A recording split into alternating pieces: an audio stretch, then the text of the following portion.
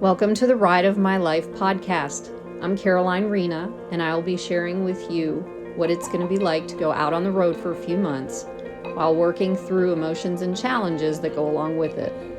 As I develop my knowledge and awareness, I hope to connect with you while I'm on this journey.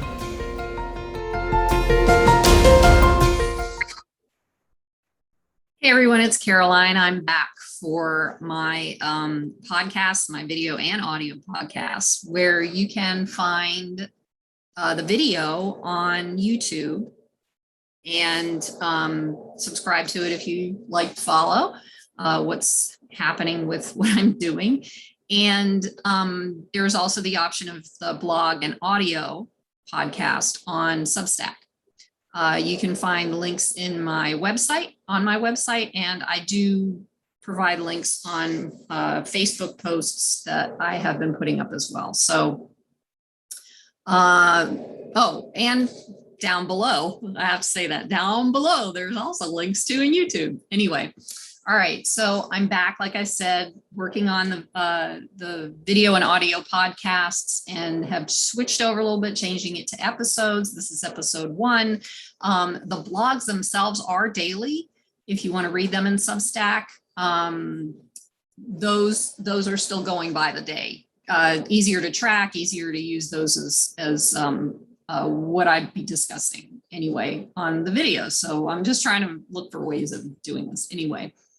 So I had an incredible weekend, and of course it was challenging at times because there were things I had intended on walking through and sitting with, knowing that I just wanted the weekend to myself to go through some things and reorganize and do different things like that. And so I was expecting some things to come up. All is good. I am in the process now of putting my list together for the things I'll need for being out on the road, which not only includes the stuff for the putting the car together and for being mobile in the car while I'm out on the road. So the whatever camping stuff or just general things I would need. I also have some technical things for providing these podcasts that I'm going to have to price out there too.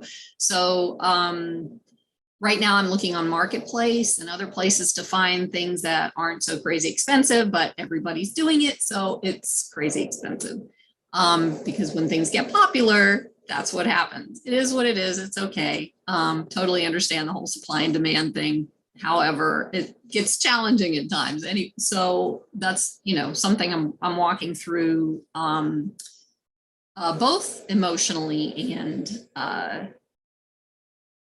in general. So anyway, having said that, the biggest thing that I was looking for was a tent without the fire retardant chemicals on it, which are warning labels on the box or the bag from California. I can't remember the number. There's a number specific, like something 761 or whatever. There's a thing that says it causes cancer. And I'm like, why would you so I'm trying not to get like radical here because that's not who I am.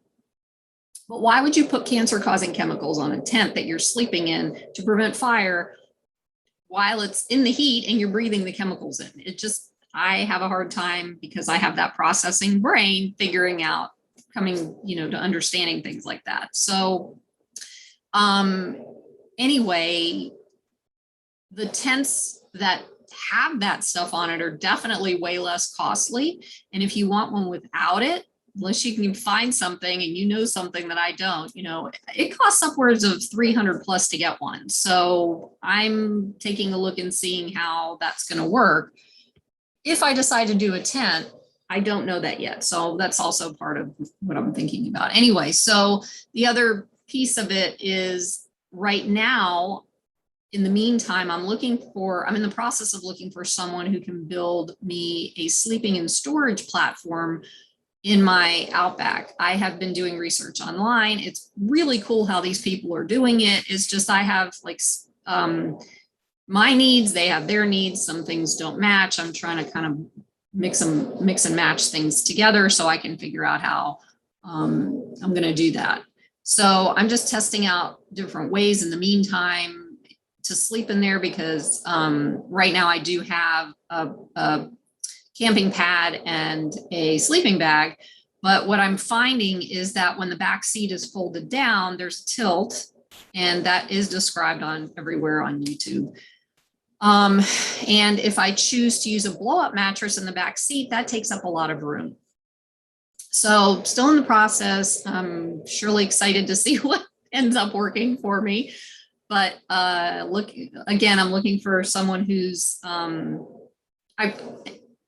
me back up a little bit. I love the idea of the platform storage thing because I'm a declutterer at heart and love to make sure everything has its place and fits in so everything can be found. That's just the way I work.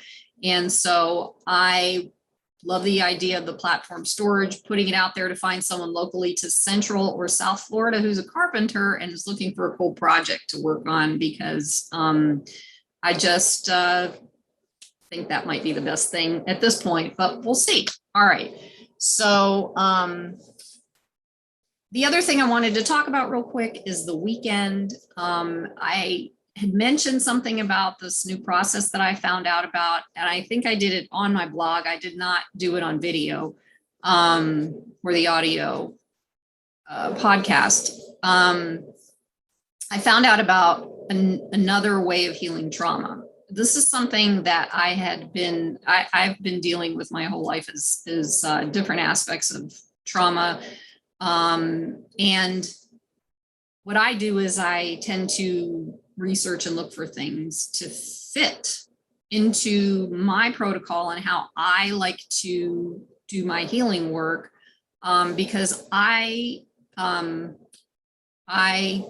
know that how I do things obviously works for me, and that's how we all have to do it, really. But it involves the physical body, and I've always been into using the body for healing. It's actually necessary, and until we realize or recognize this, can be challenging to just do one thing. You know, I've had therapists, I've had coaches, I've had everything. I've done work myself. I've tried every angle to find what works, but the body, including the body in healing, has been huge for the process. And I used to do body work, so I'm constantly researching things for myself anyway. And anything I used for healing, for the most part, does use, as I said, the body in the process. So the mind-body connection is definitely a real thing, and it's really, really powerful. I don't know how long this will take, but I will tell you, I have begun. Last night was my first night, and I ran into a couple of personal walkthrough challenges. What happened was it was suggested, excuse me, to me to do an exercise called the starfish. And what I do know, the starfish, I'll explain in a few minutes what the starfish is related to. But what I do know is that a lot of our fears and traumas get stuck in our muscles and physiology. And I've read about this stuff for a long time. And one of the first books I read, because it was really, really interesting to me, was by Dr. Bessel van der Kolk, who does a lot of work with veterans and PTSD. And he wrote a book called The Body Keeps the Score: Brain, Mind, and Body in the Healing of Trauma. It's great information to begin to understand it. If you don't want to buy the book, obviously you can get it online, library, free, whatever. I think there are ways of getting that. What I have come to believe, and I found that the process will help because I've already tried it, and it didn't feel good in the moment, but when I was done, everything seemed to shift for me this morning. So I believe I found something in this that will absolutely help with the fear and the trauma. And what I'm finding, again, going back to the body, is it has to do with the stress response that I've been talking about, the fight, flight, flee, or fawn. And this is the kicker, the Moro reflex from being a baby, there's plenty of information out there. I'm not going to go into it, but the moral reflex is actually part of the stress response for the human. As a mammal, reptilian part of the brain.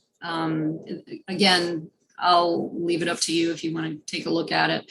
And unless you have had the perfect mother and the perfect birth experience, which is doubtful, especially with the kinds of birth trauma from using forceps and other things to, and cesarean, that's one of the things I found. Trauma begins, at least for me, in utero. And I've known this for a long time personally, but couldn't figure out what the missing link was.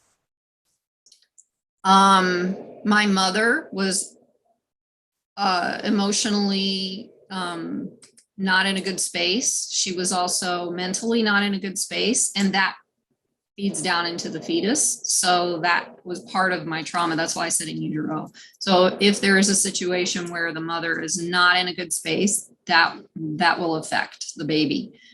And like I said, I couldn't figure out what the missing link was until I had the conversation with my longtime friend that I actually haven't spoken to in years. It was interesting timing because this is something I've been looking for a long time. And he made me aware of this. And this aha moment on how to help myself fully heal and integrate. And I'm just at the beginning of this, bringing it into the light in my own world. I'm curious and love to research. And like I said, the mind-body connection is all part of the healing process.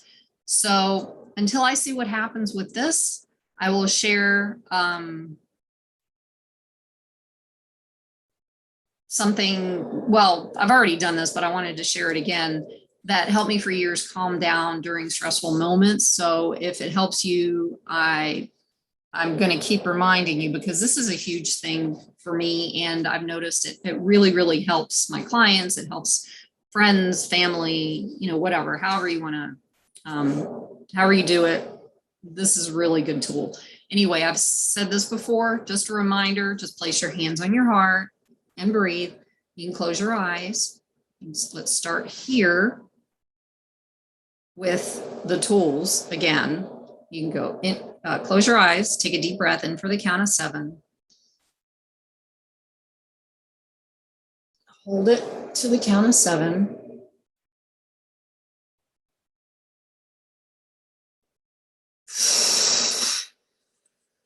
And let it out for the count of 7. And this actually, as I explained before, it relaxes your central nervous system and it will get you through moment to moment stressors. The other stuff I was talking about was more lifetime, stuck, fight or flight, stress response. And that's a little deeper. And any questions you can or comments, you can comment below. If you have any questions, you can reach out to me through my website or through Facebook or wherever you find me.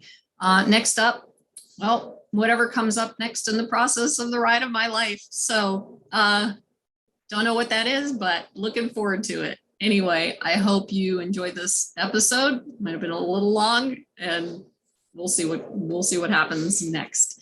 So hope you have a great day, night, wherever you are, and you can link up with me, like I said, on the